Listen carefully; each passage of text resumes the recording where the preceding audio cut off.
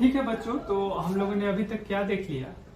1 AMU को हम लोगों ने कोरिलेट किया था ग्राम के साथ। ये कितना आ रहा था 1.66 इंटू 10⁻⁻24 ग्राम। क्लियर है? या फिर अगर हम लोग इसको केजी में लिखें तो ये कितना हो जाएगा 1.66 इंटू 10⁻⁻27 केजी। क्लियर है? तो अभी तक जो भी हम डिस्कशन किए हैं उसमें हम लोगों ने क्या किया, एवोगाड्रो नंबर को कोरिलेट किया मास के साथ और एएमयू के साथ। तो मास क्या है, मास के द्वारा हम लोग मैटर को मेजर करते हैं बड़े क्वांटिटी को, और एएमयू के द्वारा हम लोग मैटर को मेजर करते हैं बहुत बहुत बहुत छोटे क्वांटिटी को। लेकिन कहीं पे हम लोगों को वॉल्यूम का मेजरमेंट किया नहीं किया। तो सोचिए अगर गैस होगा तो क्या होगा, लिक्विड होगा तो क्या होगा, क्योंकि लिक्विड को तो हम लोग नंबर में मेजर नहीं ना कर सकते हैं, मास में मेजर नहीं ना कर सकते हैं। एज फॉर एग्जाम्पल कि हम लोग जैसे बाजार में जा रहे हैं तेल खरीदने, तो क्या बोलेंगे कि हमको 2 केजी तेल दीजिए, नहीं ना, हम लोग को बोलना होगा ना 2 लीटर तेल दीजिए। तो निश्चित रूप से हम लोगों को जानना होगा कि इसका बिहेवियर वॉल्यूम के साथ कैसा है। किसके साथ? वॉल्यूम के साथ। तो आइए उसको देखते हैं। तो ऐसा इसका कहना है कि 1 mole of any gas, 1 mole of any gas, 1 mole of any gas has volume of 22.4 liters at NTP। Okay, clear है? अब इसी को अगर हम लोग दूसरे लैंग्वेज में बोले तो क्या बोल सकते हैं, कैसे इसको बोल सकते हैं? 22.4 liters of any gas contains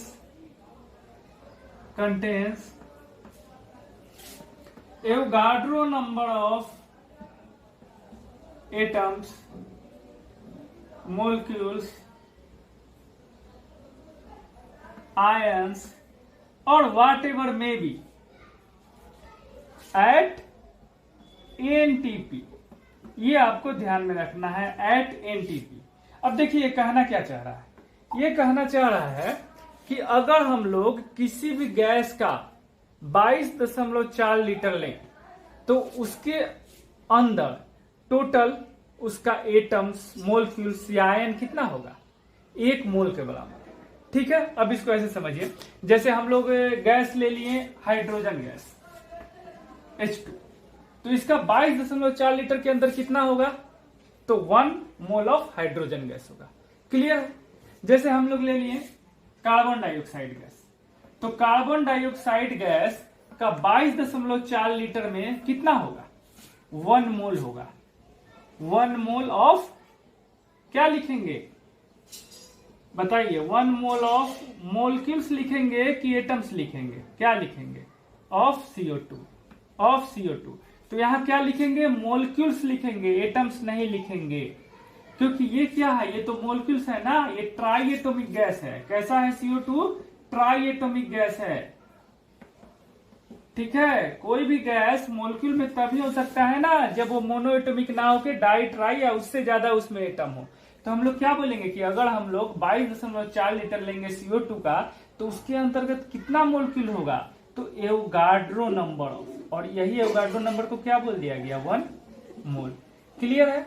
लेकिन इसमें एक बात है जो आपको ध्यान रखना है, ये रिलेशन सिर्फ और सिर्फ कब सही होगा? जब ये पूरा कैलकुलेशन किस पे किया हो? एट एनटीपी पे। किस पे? एनटीपी पे। तो आइए अब हम देखते हैं कि एनटीपी क्या है। एनटीपी को हम लोग बोलते हैं नॉर्मल टेम्परेचर एंड प्रेशर। क्या बोलते हैं?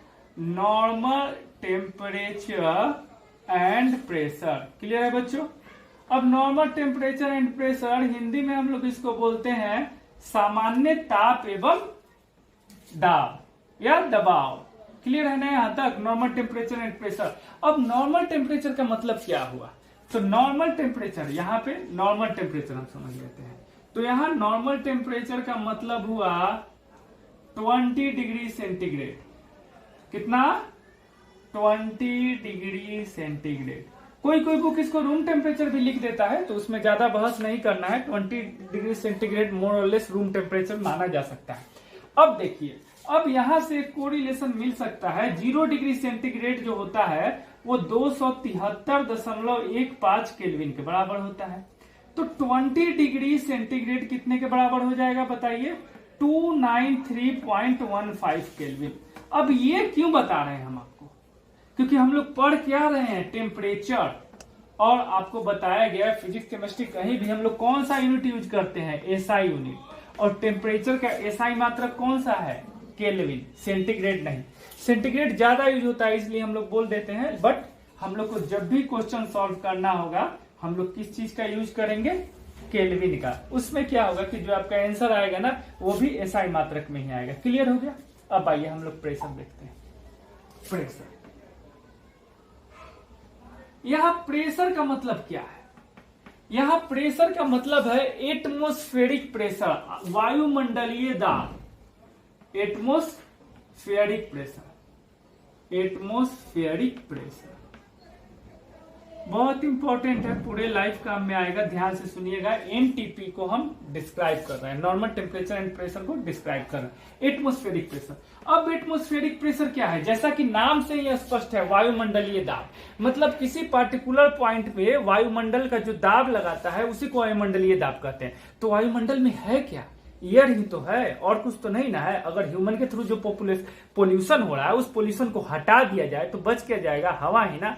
तो जो एयर का प्रेशर है वही क्या है? Atmospheric pressure. तो atmospheric pressure is nothing but air pressure. ठीक है, एयर प्रेशर। अब आइए हम थोड़ा प्रॉपर्टी देख लेते हैं। जैसे मान लीजिए बीकर हो गया, इस बीकर के अंदर पानी है। अब इस पानी को या लिक्विड का होता है कि ये किसी एक पॉइंट पे चारों तरफ same amount of pressure exert करेगा। ठीक इसी तरह जो एयर एटमॉस्फेयर पे है वो भी एक पार्टिकुलर पॉइंट पे जो प्रेशर एक्सर्ट करेगी ना वो ईच एंड एवरी डायरेक्शन में क्या होगा? सेम होगा। आप समझते हैं? अब आता है कि ये एयर प्रेशर कितने के बराबर होता है? तो ये होता है 76 सेंटीमीटर ऑफ एचजी। कितने के बराबर होता है? 76 सेंटीमीटर ऑफ एचजी। क्लियर है बच्चों? यहां तक ये बराबर हो जाएगा 76 सेंटीमीटर ऑफ एचजी। ये कितना है? 76 सीएम ऑफ एचजी। तो ये कोई कोई बुक इसको लिखता है 760 mm ऑफ एचजी। दोनों सेम है। ठीक है। अब आइए समझते हैं, प्रेशर का हम लोग बात कर रहे हैं और हम लोग बचपन के क्लास में पढ़ चुके हैं कि pressure is equal to force by area. क्या? Force per unit area. यही ना पढ़े हैं? क्या पढ़े थे? फोर्स बाय एरिया, बल बटे क्षेत्रफल। क्षेत्रफल। और इसका यूनिट क्या होता था? न्यूटन पर मीटर स्क्वायर। यही ना हम लोग पढ़ते थे, न्यूटन पर मीटर स्क्वायर। लेकिन यहाँ पे तो सर प्रेशर लिख रहे हैं और बता रहे हैं 76 सीएम ऑफ एचजी। ये क्या मतलब है? ये तो सेंटीमीटर है, ये तो मीटर है ना, डिस्टेंस का यूनिट है ना। अब बता रहे हैं प्रेशर। आइए इसको समझते हैं, ये काफी इंटरेस्टिंग है। एक बार समझ लीजिए, पूरा लाइफ टाइम काम आएगा। आइए देखिए क्या है। एक्चुअली हम लोग वायुमंडलीय दबाव को, एटमॉस्फेरिक प्रेशर को मेजर कैसे करते हैं? तो आप लोग पढ़े होंगे बहुत बुक में कि कहीं भी बोल दिया जाता है कि सी लेवल से, समुद्र के सतह से। क्यों? वहां से ही क्यों करते हैं? तो इसके लिए हम आपको समझाते हैं। चलिए ये देखिए, हम एक फिगर ड्रॉ कर रहे हैं। आप लोग को समझ में आया तो समझ जाइएगा, नहीं समझ में आया तो फिर समझ लीजिएगा। ठीक है, चलिए फिगर हो गया। अब ये मेरा हो गया डेटम। डेटम मतलब अर्थ सरफेस। सोचिए हम लोग यहाँ पे हैं, हम लोग यहाँ पे खड़े हैं, सोच लीजिए। ठीक है, हम लोग यहाँ पे खड़े हैं, ये इसको हम मानते हैं डेटम। डेटम मीन्स क्या? Earth surface. Earth surface. ठीक है। अब इसी अर्थ पे एक जगह है जो सबसे ऊंचा है, जिसको हम लोग क्या बोलते हैं बाबू? Mount Everest. क्या बोलते हैं? Mount Everest. ठीक है।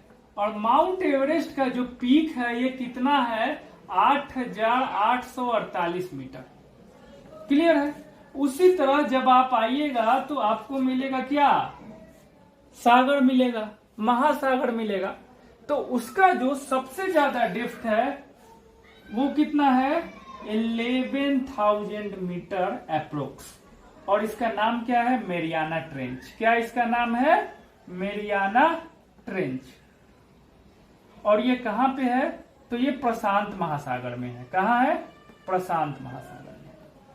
ठीक है, हिंदी में भी मरियाना ट्रेंच ही बोलते हैं। ट्रेंच का हिंदी ऐसे गर्त होता है, तो गर्त नहीं बोलता है लोग, मरियाना ट्रेंच ही बोल देता है। लेकिन आप मरियाना गर्त बोलिएगा तो कोई दिक्कत नहीं। अब आइए इसको समझिए, हम कहना इसमें समझाना क्या चाह रहे हैं। हम लोग तो जानते हैं ना, पृथ्वी का जो 2/3 हिस्सा है वो जलमग्न है। मतलब जलमग्न कहने का मतलब क्या है, वहां पे समुद्र है। 2/3 हिस्से पे समुद्र है, 1/3 हिस्से पे हम लोग रह रहे हैं। और पृथ्वी का जो डेप्थ है वो तो ज्यादा समुद्र में ही ना है। तो अगर हम लोग एयर प्रेशर मेजर करेंगे तो कहाँ मेजर करेंगे, जब हम समुद्र से जो ऊपर आएंगे तो यहीं पे ना हमको पहली बार सरफेस मिलेगा जिसपे कि हम लोग रिसाइड करते हैं, रहते हैं। तो हम लोग को समुद्र की सतह से ही ना वायुमंडलीय दबाव को मेजर करना होगा। समझ में आ गया। इसीलिए हम लोग समुद्र के सतह से वायुमंडलीय दबाव को मेजर करते हैं। अब कैसे मेजर करते हैं वो हम आप लोग को बता देते हैं, वो आप देख लीजिए कि हम लोग कैसे मेजर करते हैं। यहां तक तो क्लियर हो गया ना। देखिए अब चलिए, अब हम लोग किस चीज का यूज करते हैं, बैरोमीटर का। किस चीज का, बैरोमीटर का यूज किया जाता है वायुमंडलीय दबाव को मेजर करने के लिए। और दूध की शुद्धता को मेजर करने के लिए क्या यूज करते हैं, लैक्टोमीटर। जहां जो ज्ञान मिले ले लीजिए। किस चीज का, लैक्टोमीटर का हम लोग यूज करते हैं। दूध की शुद्धता को मेजर करने के लिए हम लोग किस चीज का यूज करते हैं, लैक्टोमीटर का। क्लियर है बच्चों। अब आइए हम लोग फर्दर देखते हैं। अब बैरोमीटर से आखिर हम लोग कैसे मेजर करते हैं। यहाँ प्रेशर जो है, इस प्रेशर को हम लोग कैसे मेजर करते हैं, देखिए। तो उसके लिए हम लोग क्या करते हैं, जो हम लोग का सरफेस है, ये सरफेस पे हम लोग क्या ले जाते हैं, Hg। क्या, Hg। आइए, ये थोड़ा कॉम्प्लेक्स हो रहा है, इसको इजी करते हैं। चलिए, ये हमारा सरफेस हो गया।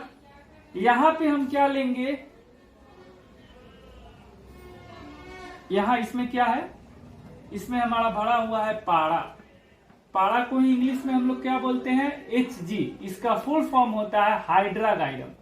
हाइड्रागाइडम, ठीक है। अब यहां हम क्या करते हैं कि एक ट्यूब रख देते हैं। क्लियर है।